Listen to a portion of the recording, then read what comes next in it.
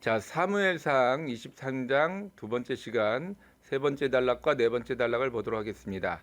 자, 시작하기 전에 먼저 이 지도 한 장을 올려드렸는데요. 이 지도는 다시 도망을 다녔던 그런 지역을 표시한 지도입니다. 참고 삼아 우리가 앞으로 23장을 계속 보게 될 때, 요거를 가지고 같이 보시면 조금 더 이해가 될 것 같습니다. 그 옆에 왼쪽에 조금 확대해서 본 지도는요, 10광야, 우리가 이제 세 번째 단락에서 보게 될 이 10광야에서부터 사울이 있는 기브아까지 직선거리를 한번 계산해 보았습니다. 대략 몇 킬로 정도 되는가? 약 42km가 된다라고 하는 거예요. 사람이 빠른 걸음으로 걸을 때 1시간에 4km를 걷는다고 합니다. 그러면 42km면 최하 10시간 이상이 걸리는 거리예요. 그러면 사람이 또 잠도 자야 되고 쉬었다 가야 되고 그러면 42km라고 하는 거는 거의 만 하루가 걸리는 것입니다. 마라톤 선수가 아닌 다음에야 이 거리를 몇 시간 안에 다녀올 사람은 거의 없겠죠. 자, 그런데 이 40만 하루가 걸릴 수 있는 이 거리를 왕복으로 계산하면 이틀이 걸리는 거죠. 자, 10광야에 있는 사람들이 이 먼 거리를 마다하지 않고 갔다라고 하는 거예요. 앞서서 본 것처럼 그릴라 사람들이 다윗을 사울에게 넘기려고 했죠.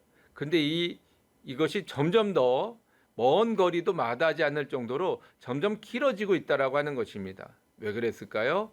그 모든 이렇게 이스라엘 백성들의 전환된 다윗을 향한 마음이 사울에게로 바뀌었던 이유 중에 하나가 무엇이 있었느냐? 도액이라고 하는 사람이 있었다라고 하는 것입니다. 도액이라고 하는 사람을 통해서 이스라엘 백성들이 사울을 위해서 다윗을 포기하는, 다윗을 오히려 사울에게 넘기는, 그럼 어떻게 될지 뻔한데 다 알면서도 넘기는 그런 일들을 행하고 있는 것입니다. 사단은 멀리 있지 않습니다. 아니, 내 안에도 사단이 있습니다. 나만을 위한 생각, 나의 유익함을 위해서라면 다른 사람의 불이익이나 다른 사람의 어려움은 상관없다라고 하는 생각 그 자체가 바로 사단이 주는 마음입니다. 이기심을 버리시기 바라겠습니다. 자, 15절에서 23절까지 내용 한번 보도록 하겠습니다. 요나단은 다윗을 식광야에서 만나 하나님의 함께 하심을 다시 한번 깨닫게 하였습니다. 그러나 다윗이 식광야에 있음을 10사람들이 42km나 떨어진 기브아에 있는 사울에게 전하게 됩니다. 그릴라 사람들이 다윗을 넘기려 하고 10사람들이 다윗에 대한 정보를 사울에게 전한 것은 충성심에 의한 것이 아닙니다. 자신에게 이득이 되기 때문입니다. 자, 우리가 앞서서도 말씀드렸지만 이 42km는 직선거리이기 때문에 실제로 도로를 따라간다면 훨씬 더 긴 거리를 갈 수밖에 없습니다. 어떤 사람이 그 먼 거리를 아무 보상도 없이 이유도 없이 달려가겠습니까? 그렇지 않다라는 거죠. 도액이라고 하는 사람을 기점으로 이스라엘 사람들이 변합니다. 아, 다윗을 보면 사울에게 일러야 되겠다. 사울에게 알려야 되겠다. 왜요? 우리나라도 이제 범죄자들을 잡기 위해선 포상금이라는 제도가 있지 않습니까? 그 포상금이 크면 클수록 많은 사람들이 관심을 갖고 또 거기에 관련된 정보를 제공하게 되는 거죠. 당연히 이 도액이라고 하는 사람에게 큰 상급이 내려졌음은 우리는 쉽게 이해할 수 있습니다. 또 그로 인 말미암아 이스라엘 사람들이 다윗을 넘기게 되면 저와 같이 큰 재물을 받을 수 있겠구나라고 하는 기대 심리가 생겼고 그 기대 심리는 점점 더 먼 거리도 마다하지 않는 그런 행함으로 나타나게 되었습니다. 여러분, 믿음도 행함이 있지만 악함도 행함이 있습니다. 그러므로 우리는 이 두 가지 가운데서 무엇을 선택할 것인가? 또는 내가 선을 행하고 선한 마음을 가지고 있으면서 과연 이것을 행하고 있는가? 우리는 한번 생각해 봐야 할 것입니다. 잠언서 1장 19절 말씀에 이익을 탐하는 모든 자의 길은 다 이러하여 자기의 생명을 잃게 하느니라 라고 말씀하고 있습니다. 이 이익을 위해서 남의 불행, 남의 어려움, 남의 괴로움을 돌아보지 않고 자기의 유익만을 생각해서 이런 결정과 판단을 하는 사람들이 있다고 한다면 그 사람의 생명 또한 누가 돌보겠습니까? 누가 그 사람에게 선한 행실을 베풀어 주겠습니까? 그러므로 오히려 생명을 잃게 될 수 있다라고 하는 거죠. 자, 15절에서 23절까지의 내용 중에서요. 20절에서 22절까지 이렇게 한 번만 보도록 하겠습니다. 그러한즉 왕이 내려오시기를 원하시는 대로 내려오소서. 그를 왕의 손에 넘기는 것이 우리의 의무입니다. 하니 사울이 이르되 너희가 나를 국리리 여겼으니 야유께 복받기를 원하노라. 어떤 사람이 내게 말하기를 그는 심히 지혜롭게 행동한다 하나니 너희는 가서 더 자세히 살펴서 그가 어디에 숨었으며 누가 거기서 그를 보았는지 알아보고 라고 말씀하고 있습니다. 10절 말씀에서 핵심되는 구절은 그를 왕의 손에 넘기는 것이 우리의 의문이다 라고 말씀하고 있습니다. 과연 이 말이 진실일까요? 도액 이후로 사람들은 다윗의 위치를 사울에게 알리려 합니다. 10사람들은 이것이 의무라고까지 고백합니다. 과연 그들이 충성심에 의한 행동입니까? 아닙니다. 사울로부터 뭔가를 얻기 위한 행동입니다. 그러나 다윗과 함께한 사람들도 있었습니다. 우리는 한 가지 사건에 두 가지 이상의 반응을 나타낼 수 있습니다. 그러나 바른 길은 오직 한 길뿐입니다. 자, 도액 사건 이후로 사람들의 시각이 조금씩 바뀌어가고 있습니다. 어렸을 때보다도 달라져 있습니다. 근데 좋게 긍정적으로 달라진 것도 있겠지만 사람들 사이의 관계는 오히려 예전만 못합니다. 우리는 한 가지 일을 당할 때 각자 다른 반응을 보일 수 있습니다. 그것이 하나님의 뜻이다 라고 생각하고 받아들이는 사람이 있는가 하면 어떻게 이런 일이 나에게 일어날 수 있을까 원망하고 불평할 수 있습니다. 어떤 길이 바른 길입니까? 어떤 길이 쉬운 길입니까? 우리의 감정, 느끼는 감정, 생각되어지는 어떤 분노를 그대로 표현하며 사는 길은 편안한 길입니다. 우리가 그냥 감정을 그대로 표현하는 그런 본능과 같은 삶이죠. 그러나 그것을 극복하고 받아들이고 순종하는 것은 굉장히 어려운 일입니다. 그래서 하나님께서는 좁은 문으로 들어가기를 힘쓰라. 내가 너에게 이르노니 들어가기를 구하여도 못하는 자가 많으니라 라고 누가복음 13장 24절에 말씀하고 있는 것입니다. 우리가 좁은 길을 선택하려 한다면 그것은 우리의 본능과 같은 마음으로 사는 것이 아니라 하나님의 말씀대로 살려고 노력하는, 결정하는, 결단하는 의지적으로 내 생각과 마음을 절제하는 그런 모습이 있어야 한다라고 하는 것입니다. 유익이 있다고 해서 내게 좋은 일이 있다고 해서 나에게 뭔가 내가 노력하지 않은 무엇인가가 생긴다라고 해서 그것만 보며 달려나가다 보면 넓은 길로 갈 수밖에 없는 거예요. 다 누구나 그런 걸 원하지 않습니까? 그러나 우리는 그런 것이 아니라 말씀에 따라 하나님의 뜻에 따라 사는 것이 무엇인가를 깊이 생각해 봐야 할 것입니다. 24절에서 29절 네 번째 단락을 한번 간단하게 보겠습니다. 다윗은 사울을 피하여 아라바 광야로 들어가고 사울도 다윗을 따라 들어갑니다. 사울과 다윗의 숨막히는 쫓고 쫓기는 가운데 다윗이 잡히게 될 위기 속에서 블레셋이 쳐들어오므로 사울은 다윗을 잡는 것을 그치고 돌아가게 됩니다. 다윗은 하나님의 사람입니다. 하지만 고난과 어려움이 피하지 않았습니다. 오히려 절대절명의 한가운데로 몰아가기도 합니다. 하지만 결국은 하나님께서 도와주시는 것입니다. 끝까지 믿음을 가져야 할 이유가 여기 있습니다.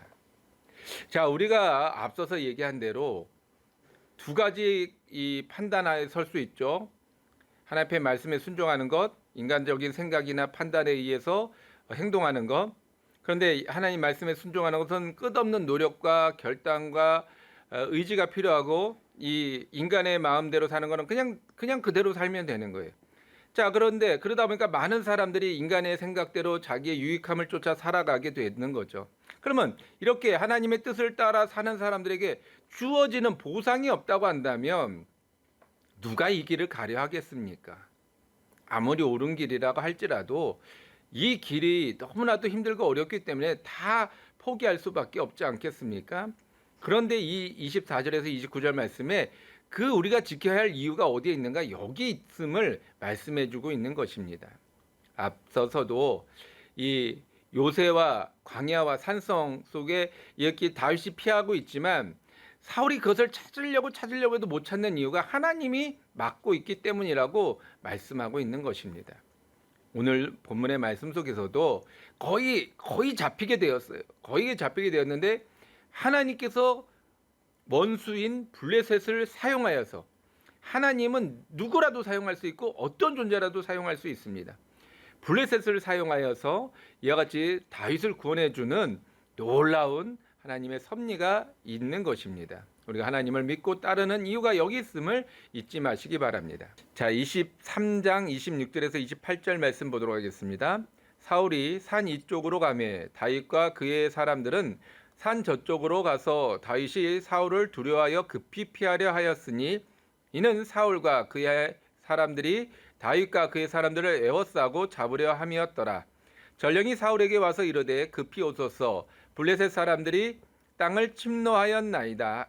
이에 사울이 다윗 쫓기를 그치고 돌아와 블레셋 사람들을 치러 갔으므로 그것을 셀라 하마 느곳이라 칭하니라. 자, 셀라 하마 느곳이라는 말은 분리된 바위라는 거예요. 아마 거기에 큰 바위가 있었나 봐요. 그 큰 바위를 기점으로 일로 가면 다윗을 잡는 길, 일로 가면 블레셋을 잡는 길, 아마 이렇게 갈라지는 그런 길이 있었나 봅니다. 그런데 사울의 뜻은 뭐예요? 다윗을 잡는 길로 가는 게 사울의 뜻이었죠. 그런데 하나님의 뜻은 뭐예요? 블레셋을 잡는 길로 돌아가게 하는 것이 하나님의 뜻이었습니다. 우리도 앞서서 한 가지 일에 두 가지 이상의 어떤 판단과 결정을 내릴 때가 있다고 말씀드렸죠. 우리들은 인간의 생각을 쫓아갈 수도 있고 하나님의 뜻을 쫓아 살아갈 수도 있습니다. 그런데 무엇을 쫓아가느냐에 따라서 우리의 결론이, 우리의 끝이 달라짐을 여러분 꼭 기억하시기 바라겠습니다. 자, 26절의 핵심 구절은 다윗이 사울을 두려워하여 급히 피하려 하였으니, 자, 지금까지는 다윗과 사울이 만날 일이 없었습니다.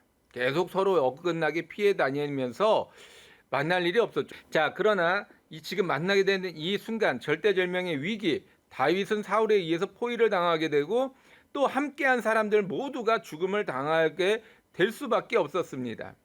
하지만 이러할 때 블레셋이 쳐들어옴으로써 사울이 다시 돌아갈 수밖에 없는 상황을 만들게 되는 것이죠. 자, 하나님의 사람인 다윗이 이와 같이 사울을 피해서 쫓기는 상황 속에서 만날 일이 없었는데, 자, 왜 하나님 만나게 하셨을까? 우리는 알 수 없는 거죠.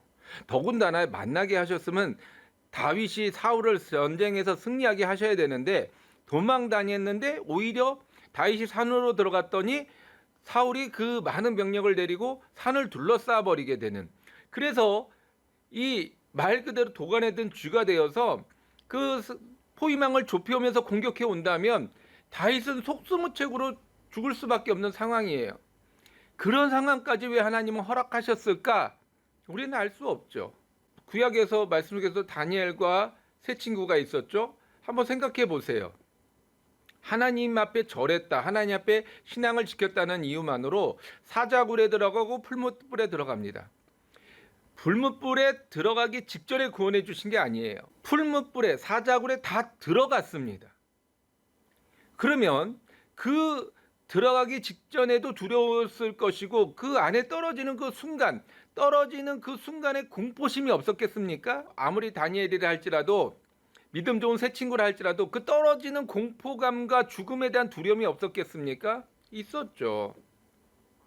그러면 왜 하나님은 그 모든 것을 경험케 하셨는가라고 하는 것입니다. 또 신약으로 오면 이 사도 야고보는 순교를 당합니다. 그러니까 이렇게 그런 어떤 상황, 위급한 상황에서 구해 주신 분들도 있지만 야고보의 입장에서 보면 그리 아니하실지라고 하는 거예요. 구원해 주시지 않았다라고 하는 것입니다.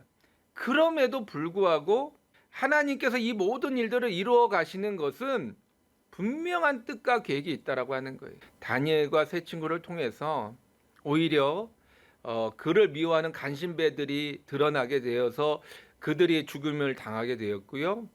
야고보가 죽음으로 말미암아 이제 베드로까지 죽음에 이르게 되었을 때 이 초대교회 성도들은 베드로를 위해서 간절하게 기도하고 금식하면서 기도했다라고 하는 것입니다. 우리는 이해할 수 없는 어려움이 임할 때가 있습니다. 답답하여서 이걸 어떻게 해결하지? 왜 또 이런 상황에까지 내가 몰려왔지라고 하는 그런 상황이 임할 때도 있습니다. 자, 우리가 믿음을 지켜야 하는 이유가 여기에 있는 것입니다. 우리가 하나님을 따라야 하는 이유가 우리의 생각과 다르고 우리의 계획과 다를지라도 하나님을 믿고 따라야 하는 이유가 여기에 있는 것입니다. 그리 아니하실지라도 우리에게 주어진 건 뭐예요? 내가 죽음을 당했어요. 어처구니 없는 상황 속에서 처참하게 죽음을 당했어요. 마치 사자굴에 들어가서 물려 뜯겨 죽고 풀무들에 들어가서 홀라당 타버렸어요. 그러면 그리 아니하실지라도가 되면 우리는 망했습니까? 우리는 사라졌습니까? 우리는 구천을 떠도는 그런 망자가 되었습니까? 아니죠. 그리 아니하실지라도 우리에게 주어진 것은 저 영원한 나라 천국에서 하나님께서 예비하신 생명의 면류관을 받아서 거기에서 정말 영원한 행복과 안락과 평강을 누리며 살게 된다라고 하는 것이옵니다. 그리 아니하실지라도 우리에게 주어진 것은 절대로 손해가 아니라는 거죠. 그러므로 여러분 끝까지 믿음을 지키시는 이 요한계시록 2장 10절 말씀에 내가 죽도록 충성하라. 죽어서까지 충성을 하라는 얘기예요. 그리하면 내가 생명의 면류관을 주리라 라고 말씀하고 있는 것입니다. 말씀대로 믿음대로 내 삶을 내 의지를 내 생각을 내 모든 것을 다 주님 앞에 맡기시는 저와 여러분들 되시길 간절히 바라겠습니다. 자, 기도하시겠습니다. 하나님 아버지, 우리가 사무엘상 23장의 말씀을 통하여서 어떻게 살아야 할 것인가, 어떻게 판단하며 결정 내려야 되는 것인가 다시 한번 생각해 봅니다. 코로나 4단계로 인하여 세상 사람들은 두려워하고 떨며 근신하며 문 밖 출입을 사람들을 만나고 문 밖을 나가는 것을 두려워하기도 합니다. 때로는 어떤 사람들은 아버지 주님, 이 상황 속에서도 즐기며 놀며 자신의 것을 유익을 위하여 아버지 주님 많은 것을 행하는 사람들도 있습니다. 이 상황 속에서 우리는 무엇을 선택해야 하겠습니까? 두려움에 아버지 우리는 집안에 박혀 두문불출하고 외면해야 하겠습니까? 아니면 하나님 앞에 나와서 하나님 앞에 기도하고 부르짖기를 더욱 힘써야 하겠습니까? 하나님께서 우리에게 지혜를 더해 주시고 우리에게 하나님의 뜻을 분별할 수 있도록 능력을 더해 주시고 오직 하나님의 말씀대로 살아갈 수 있도록 돌봐 주시옵소서. 예수님의 이름으로 감사하며 기도드렸사옵나이다. 아멘.